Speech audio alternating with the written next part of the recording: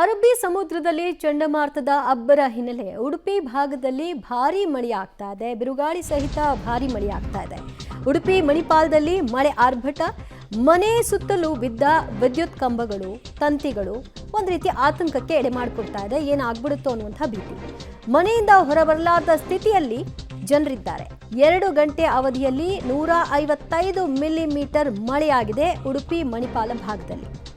ಮಹಾಮಳೆಗೆ ಮಣಿಪಾಲ ನಗರ ಒಂದು ರೀತಿ ಹೈರಾಣ ಆಗ್ಬಿಟ್ಟಿದೆ. 3 ದಿನದಿಂದ ಕರೆಂಟ್ ಇಲ್ಲ, ನೀರಿಲ್ಲದೆ ಪರದಾಡ್ತಾ ಇದ್ದಾರೆ. ಮುಂದುವರೆದಂತೆ ಇದೇ ಕಂಟಿನ್ಯೂ ಆದರೆ ಹೆಂಗಪ್ಪ ಅನ್ನುವಂಥ ಭೀತಿ ಅವರನ್ನು ಆವರಿಸಿದೆ. ಒಂದು ಕಡೆಯಲ್ಲಿ ವಿದ್ಯುತ್ ಕಂಬ ಮುರಿದು ಬಿದ್ದಿದೆ, ತಂತಿಗಳೆಲ್ಲ ನೆಲಕ್ಕಪ್ಪಳಿಸಿವೆ, ವಿದ್ಯುತ್ ಸಂಪರ್ಕ ಕಡಿತವಾಗಿದೆ, ಕತ್ತಲಲ್ಲೇ ದಿನವನ್ನು ದೂಡಬೇಕಾದಂತಹ ಅನಿವಾರ್ಯತೆ ಇದೆ.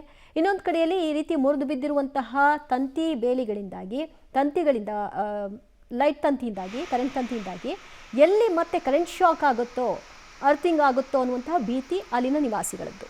ಉಡುಪಿ ಜಿಲ್ಲೆಯಾದ್ಯಂತ ರೆಡ್ ಅಲರ್ಟ್ ಮುಂದುವರೆದಿದೆ. ರಣ ಮಳೆಗೆ ಉಡುಪಿ ಮತ್ತು ಮಣಿಪಾಲ ತತ್ತರಿಸಿ ಹೋಗಿರುವಂಥದ್ದು. ಮೇಘ ಸ್ಫೋಟದ ಮಾದರಿಯಲ್ಲಿ ಮಳೆಯಾಗಿದೆ. ಕೇವಲ 1-2 ಗಂಟೆಯ ಅವಧಿಯಲ್ಲಿ 160 ಮಿಲಿಮೀಟರ್ ಮಳೆ ಅದು ನಗರ ವ್ಯಾಪ್ತಿಯಲ್ಲೇ ಬಿದ್ದಿರೋದ್ರಿಂದಾಗಿ ಸಾಕಷ್ಟು ಅನಾಹುತಗಳು ಮತ್ತು ಮಳೆಯ ಆಫ್ಟರ್ ಎಫೆಕ್ಟ್ ಹೇಗಿದೆ ಅನ್ನೋದನ್ನು ನಾವು ತೋರಿಸ್ತೇವೆ. ಮಣಿಪಾಲದ ಕೆಳಭಾಗದಲ್ಲಿರುವ ಸಗ್ರಿ ಮತ್ತು ಲಕ್ಷ್ಮೀಂದ್ರ ನಗರದ ದೃಶ್ಯಗಳು ಇದು. ಮಣಿಪಾಲ ಗುಡ್ಡದ ಮೇಲ್ಗಡೆಯಿಂದ ಭಾರೀ ಪ್ರಮಾಣದ ನೀರು ಈ ಮನೆ, ತೋಟ, ಕಾಂಪೌಂಡ್ಗಳನ್ನೆಲ್ಲವೂ ಧ್ವಂಸ ಮಾಡಿಕೊಂಡು ಕೆಳಭಾಗಕ್ಕೆ ಹರಿದಿರುವಂಥದ್ದು. ಅಂದರೆ 106 ಫೀಟ್ ಕೆಳಭಾಗಕ್ಕೆ, ಮಣಿಪಾಲಕ್ಕೂ ಇಲ್ಲಿಗೂ 106 ಫೀಟ್ ವ್ಯತ್ಯಾಸ ಇದೆ. ಅಂದರೆ ಮೇಲ್ಭಾಗದಲ್ಲಿ ವಿಪರೀತ ಮಳೆಯಾದಂಥ ಸಂದರ್ಭದಲ್ಲಿ ರಸ್ತೆ ಚರಂಡಿ ತುಂಬಿಕೊಂಡು ಜನವಸತಿ ಪ್ರದೇಶಕ್ಕೆ ನೀರು ಬಂದಿದೆ. ಹಾಗಾಗಿ ಮೇಘಸ್ಫೋಟ ಆದ ನಂತರ ಯಾವ ಥರ ಛಿದ್ರವಾಗಿ ಬಿದ್ದಿದೆ ಇಲ್ಲಿನ ಕಂಪೌಂಡ್ ವಾಲ್ಗಳು ಅನ್ನೋದನ್ನು ನಾವು ನೋಡ್ಬೋದು.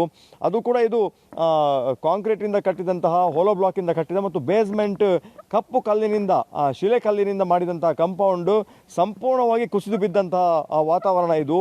ಕೇವಲ ಇದು ಒಂದು ಮನೆ ಅಲ್ಲ, ಸಾಲು 8-10 ಮನೆಗಳು ಈ ಭಾಗದಲ್ಲಿ ಒಂದರ ಪಕ್ಕದಲ್ಲಿ ಒಂದು ಕಂಪೌಂಡು ಬಿದ್ದು ಛಿದ್ರ ಆದ ಪರಿಸ್ಥಿತಿ ನಿರ್ಮಾಣ ಆಗಿದೆ. ಮೇಲ್ಭಾಗದಲ್ಲೊಂದು ಮನೆ ಕಾಣಿಸ್ತಾ ಇದೆ ನಮಗೆ, ಆ ಮನೆಯ ಕಂಪೌಂಡ್ ಕೂಡ ಬಿದ್ದಿರುವಂಥದ್ದು. ಇಲ್ಲಿಂದ ನೇರವಾಗಿ ಕೆಳಭಾಗದಲ್ಲಿ ಚರಂಡಿ ಒಡೆದು ರಸ್ತೆಯಲ್ಲಿ ಮರ ಬಿದ್ದು ವಿದ್ಯುತ್ ಕಂಬಗಳು 5-6 ವಿದ್ಯುತ್ ಕಂಬಗಳು ಈ ಭಾಗದಲ್ಲಿ ತುಂಡಾಗಿ ಬಿದ್ದಿದೆ. ಹಾಗಾಗಿ ಈ ಭಾಗದಲ್ಲಿ ವಿದ್ಯುತ್ ವ್ಯತ್ಯಯ ಕೂಡ ಮುಂದುವರೆದಿದೆ. ಜನ ಬಹಳ ಸಮಸ್ಯೆಯಲ್ಲಿದ್ದಾರೆ. ಆ ಭಾಗದಲ್ಲಿ ಮನೆಯ ಕಂಪೌಂಡ್ಗಳು ಬಿದ್ದಿದ್ರೆ ಇಲ್ಲಿ ಸಾಲು ವಿದ್ಯುತ್ ಕಂಬಗಳು ಬಿದ್ದಿರುವಂಥದ್ದು. ಪ್ರಮುಖವಾಗಿ ಕಾರಣ ಇಲ್ಲೊಂದು ಚರಂಡಿಯ ಪಕ್ಕದಲ್ಲೇ ಭಾರಿ ಗಾತ್ರದ ಮರ ಇತ್ತು. ಆ ಮರ ಬಿದ್ದಿರೋದ್ರಿಂದ ಮನೆಯ ಗೇಟ್, ಕಂಪೌಂಡ್ ವಾಲ್, ಅದರ ಜೊತೆಗೆ ವಿದ್ಯುತ್ ಕಂಬಗಳು ನೆಲಕ್ಕೆ ಉರುಳಿರುವಂಥದ್ದು. ಇನ್ನೂ ಕೂಡ ವಿದ್ಯುತ್ ಬಂದಿಲ್ಲ ಈ ಭಾಗಕ್ಕೆ. ಅದರ ಜೊತೆಗೆ ಸುಮಾರು ಜಿಲ್ಲೆಯಲ್ಲಿ 145ರಷ್ಟು ವಿದ್ಯುತ್ ಕಂಬಗಳು ಬಿದ್ದಿದೆ. ನಾವು ನೋಡ್ಬೋದು ದೃಶ್ಯಗಳಲ್ಲೂ. ಇಲ್ಲೂ ಕೂಡ ವಿದ್ಯುತ್ ಕಂಬಗಳು ತುಂಡಾಗಿ ಬಿದ್ದಿದೆ. ಸುಮಾರು 5 ಕಿಲೋಮೀಟರ್ನಷ್ಟು ತಂತಿ ನಾಶ ಆಗಿ ಹೋಗಿದೆ ಅನ್ನುವಂಥ ಲೆಕ್ಕಾಚಾರಗಳನ್ನು ಮೆಸ್ಕಾಂ ಕೊಡ್ತಾ ಇದೆ. ಸಾಲು ಅಂದರೆ ಲಕ್ಷ್ಮೀಂದ್ರ ನಗರ, ಮಣಿಪಾಲ ಮತ್ತು ಈ ಕೆಳಭಾಗದ ಸಗ್ರಿ, ಇಲ್ಲೆಲ್ಲ ವಿದ್ಯುತ್ ಸಮಸ್ಯೆ ಉಂಟಾಗಿದೆ. ಸರ್, ಈಗ ನಿನ್ನೆಯಿಂದ ಕರೆಂಟೇ ಇಲ್ಲಲ್ಲ ಇಲ್ಲಿ, ಹೇಗೆ ನೀವು ಮ್ಯಾನೇಜ್ ಮಾಡ್ತಾ ಇದ್ದೀರಿ ಅಂತೇಳಿ? ನಮ್ಮಲ್ಲಿ ಕರೆಂಟ್ ಇಲ್ಲ, ಇನ್ವರ್ಟರ್ ಇಲ್ಲ, ಎಲ್ಲ ಮುಗ್ದೋಗಿದೆ. ಹೌದು. ಮೆಸ್ಕಾಂನವ್ರು ಬಂದ್ರಾ? ಇಲ್ಲ, ಬಂದು ನೋಡಿ ಹೋಗಿ, ನಿನ್ನೆ ಬೆಳಿಗ್ಗೆ ಬಂದು ನೋಡಿ ಹೋಗಿದ್ದಾರೆ. ಈಗ ಬಂದಿದ್ದಾರೆ ಕಂಬ ಹಾಕ್ಲಿಕ್ಕೆ.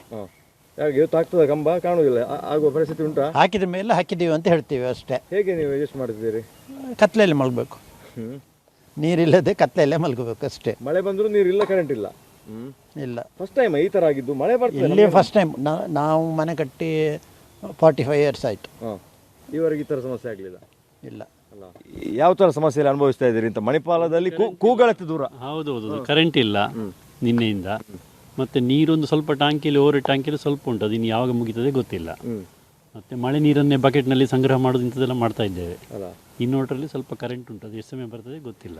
ಯಾವಾಗ ಆಗ್ತದೆ ಅಂತ ಮೆಸ್ಕಾಂನವ್ರು ಯಾವಾಗ ಆಗ್ತದೆ ಎಲ್ಲ ಗೊತ್ತಿಲ್ಲ. ಈಗ ಕೆಲಸ ಶುರು ಮಾಡಿದ್ದಾರೆ, ಈ ಕಂಬಕ್ಕೆ ಹೌದು ಗುಂಡಿ ತೆಗಿತಾ ಇದ್ದಾರೆ.